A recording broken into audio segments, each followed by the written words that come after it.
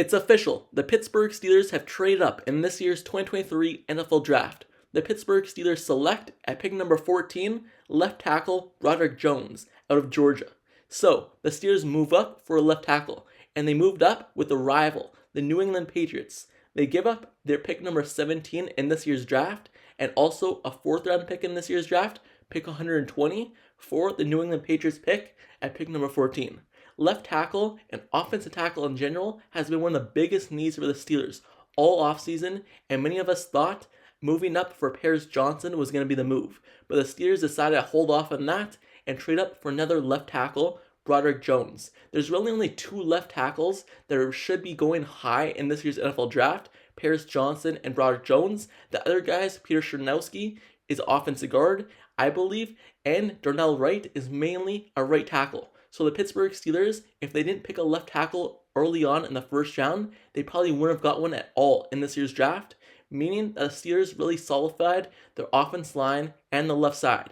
Dan Moore Jr., who was a starter at left tackle the last 2 years for the Steelers, has really been a highly penalized guy, and a guy who has allowed a lot of pressures and sacks. So now the Steelers help out Kenny Pickett's left side, the blind side of Kenny Pickett, and the offensive line, and help solidify that group. The Steelers had made huge additions in the offseason in free agency to solidify the offensive guard positions on that team, and now they help it out even more. That means they truly believe Kenny Pickett is that guy.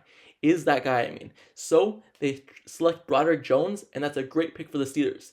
I believed, personally, that the Steelers might have traded up for a cornerback since Christian Gonzalez has fallen this far in the draft. But obviously, the Steelers believe the offensive tackle is more of a need than cornerback.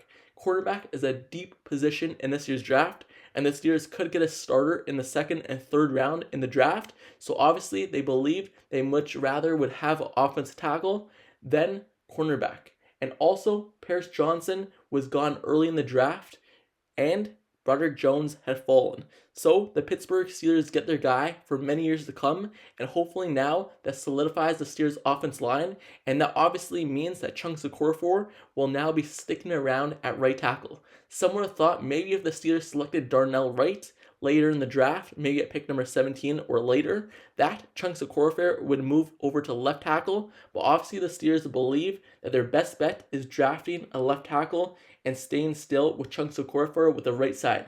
Now it really makes battles in training camp. There's a lot of depth pieces on the Steelers now who need a battle out in camp.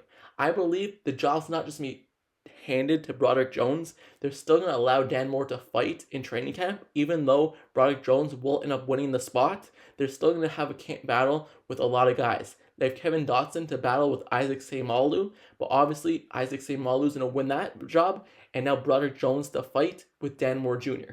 But Broderick Jones is the guy for the Steelers.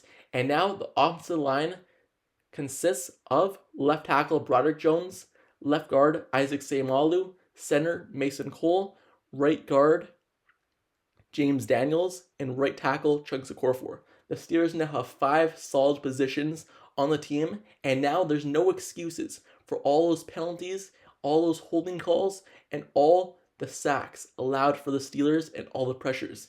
Now there's no excuses. The Steelers have completely rebuilt this offensive line and helped Kenny Pickett out a lot. This should help Kenny Pickett's growth out a lot as well, because now he should have no pressures or not as much pressures, and he shouldn't have to do everything himself. This will open up the run game for Najee Harris and allow the Steelers to run the ball and probably do whatever they want and manhandle other teams' defensive line. So let me know down in the comments below. How do you feel about this pick? The Steelers trading up and only giving up a 4th round pick and their own pick at pick number 17 to move up 3 spots, pick number 14, and select Broderick Jones out of Georgia. And also, tomorrow, I'm going to be going over why this is such a great selection and why we should believe and why the tape for Broderick Jones was so good. So stay tuned for that. Like, comment, subscribe.